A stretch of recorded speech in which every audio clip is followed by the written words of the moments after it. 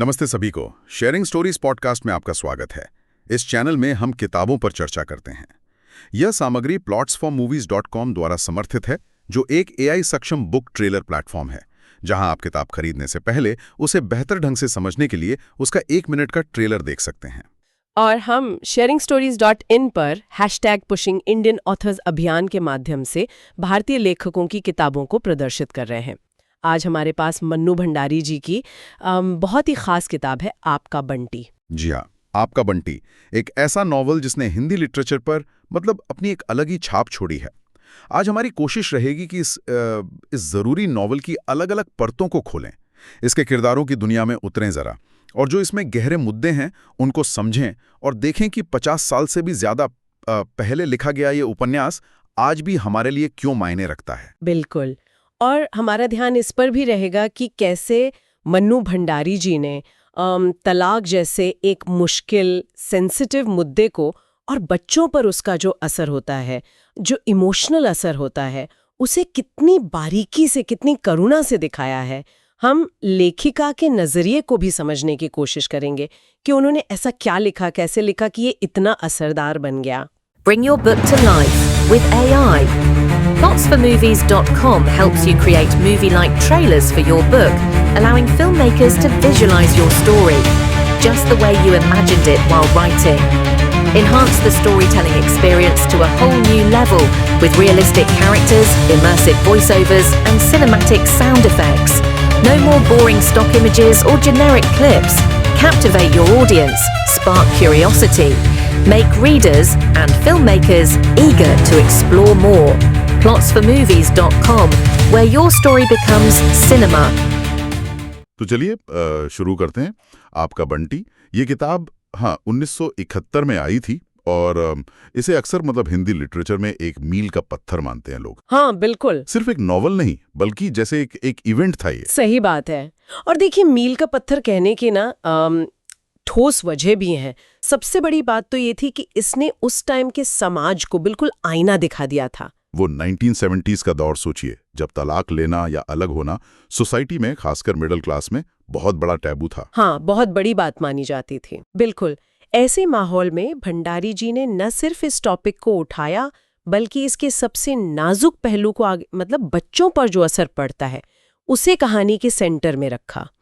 ये उस वक्त के हिसाब से बहुत हिम्मत वाला काम था और बिल्कुल नया भी।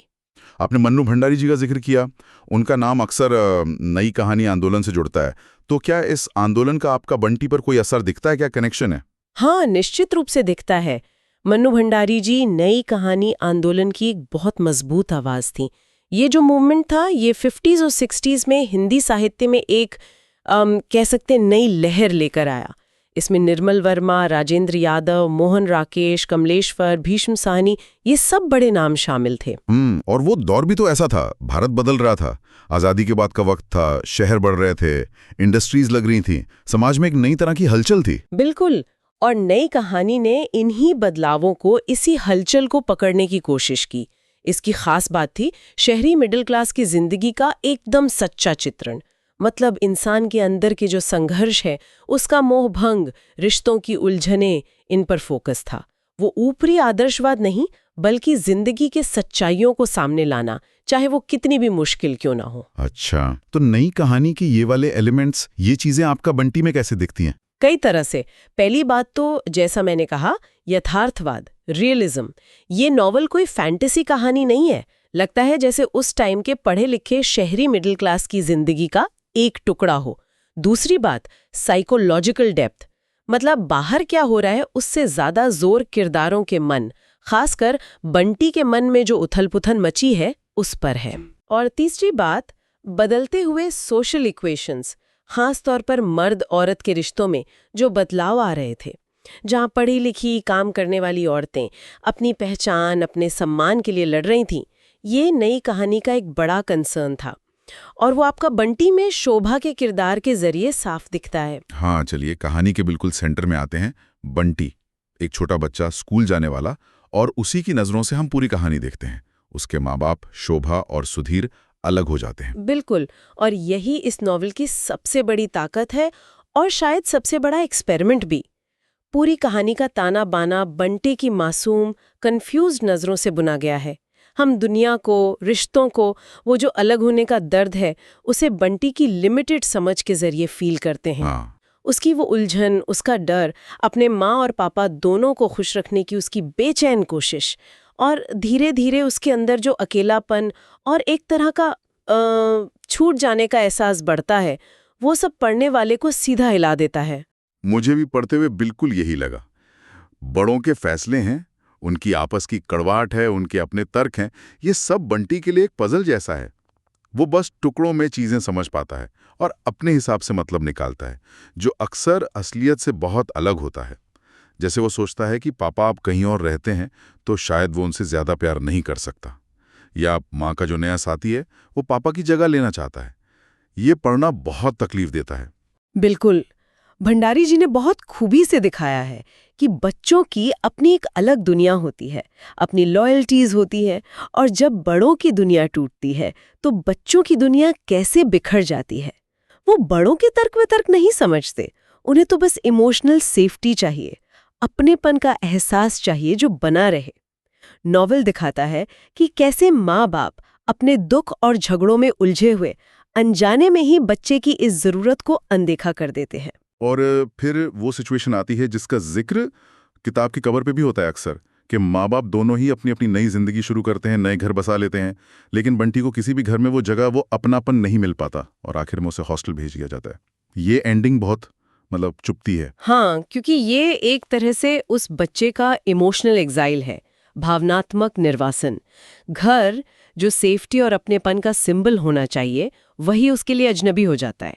हॉस्टल भेजना शायद एक सोल्यूशन की तरह दिखाया जाता है, लेकिन पढ़ने वाला महसूस कर सकता है कि ये बंटे के अकेलेपन को शायद और गहरा ही करेगा। ये बच्चे के नजरिए से देखें तो परित्याग अबैंडनमेंट की फीलिंग का पीक है। अगर हम नॉवल के जो मेन थीम्स हैं उन पे और बात करें तो तलाक और उसके नतीजे, ये सबसे पहले आता है। आपने कहा कि ये उस टाइम के लिए बहुत बोल्ड सब्जेक्ट था। हाँ, और भंडारी जी ने इसे सिर्फ हस्बैंड वाइफ के अलग होने तक ही नहीं रखा, उन्होंने लेंस को बच्चे पर फोकस किया। ये दिखाया कि डिवोर्स सिर्फ एक लीगल प्रोसेस नहीं है, बल्कि एक इमोशनल भूचाल है जिसकी सबसे ज्यादा कीमत शायद बच्चे चुकाते हैं। ये उपन्यास 1970s में इस सच्चाई को सामने लाया, जब सोसाइटी इस पर बात करने से भी कतराती थी। इसने एक डिबेट शुरू की कि क्या अपनी पर्सनल खुशी के पीछे भागते हुए हम बच्चों की इमोशनल जरूरतों को भूल जाते हैं। और इसी से जुड़ा है शोभा का कैरेक्टर, जिसे आपने नई कहानी के कॉन्टेक्स्ट में बदलती नारी का सिंबल कहा। शोभा का किरदार बहुत इंपॉर्टेंट है। बिल्कुल, शोभा सिर्फ एक बिचाली विक्टिम वाइफ नहीं है, वो एक पढ़ी लिखी इंडिपेंडेंट औरत है जो एक घुटन भरे रिश्ते से निकलकर अपनी डिग्निटी, अपनी सेल्फ रिस्पेक्ट को चुनती है। ये मन्नू भंडारी के लेखन का एक सेंट्रल थीम रहा है, ऐसी स्ट्रॉन्ग इंडिपेंडेंट फीमेल कैरेक्टर्स बनाना जो सोसाइटी के पुराने नियमों को चैलेंज करती हैं, जो नई औरत की पहचान बना रही हैं। भंडारी जी ने अपनी कई किताबों में, कहानियों में औरतों के अलग अलग तरह के शोषण, सेक्सुअल, इमोशनल, मेंटल, इकोनॉमिक को आवाज दी है और उनके स्ट्रगल को दिखाया है। लेकिन शोभा का किरदार भी सिंपल नहीं है, वो भी कॉम्प्लेक्स है। उसका अपनी आजादी को चुनना बंटी की जिंदगी में एक खालीपन भी तो लाता है। यहाँ कोई आसान जवाब नहीं मिलते। यही तो भंडारी जी की खूबी है, वो आइडियलिज्म से बचती हैं। शोभा को किसी देवी या हीरोइन की तरह नहीं दिखाया, वो एक इंसान है, अपनी इच्छाओं, अपनी कमजोरियों के साथ। उसका फैसला हिम्मत वाला है, पर उसके नतीजे भी हैं जिनसे वो खुद भी जूझती है और बंटी भी। ये नॉवल दिखाता है कि पर्सनल फ्रीडम और फैमिली की जिम्मेदारियों के बीच बैलेंस बनाना कितना मुश्किल हो सकता है, खासकर उस सोशल सेटअप में। हाँ, ये मॉडर्निटी और ट्रेडिशन के बीच का टकराव भी है। हाँ, ये टकराव साफ दिखता है। माँ बाप का अलग होना, शोभा का अपनी शर्तों पर जीने का फैसला, ये सब कहीं ना कहीं उस टाइम की जो पैट्रियार्कल सोच थी और जो पर्सनल आजादी या बराबरी की आवाज उठ रही थी, उसके बीच के संघर्ष को दिखाता है। बिल्कुल, और इन सब संघर्षों के बीच पिसता है बेचारा बंटी।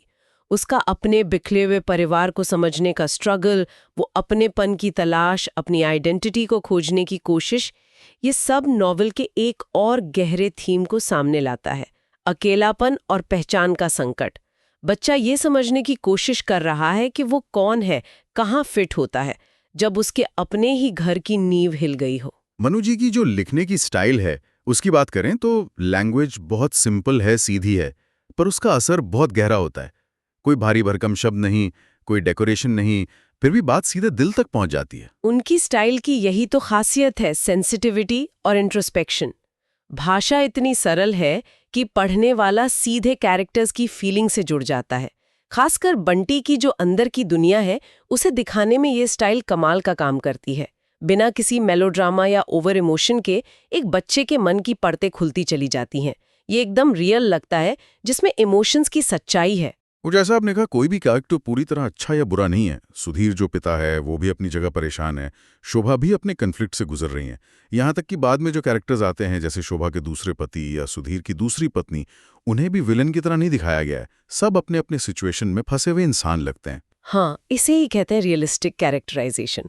भंडारी जी किसी को हीरो नहीं बनाती, नहीं किसी को पूरी तरह विलन। वो इंसानी कमियों और उलझनों को एक्सेप्ट करती हैं।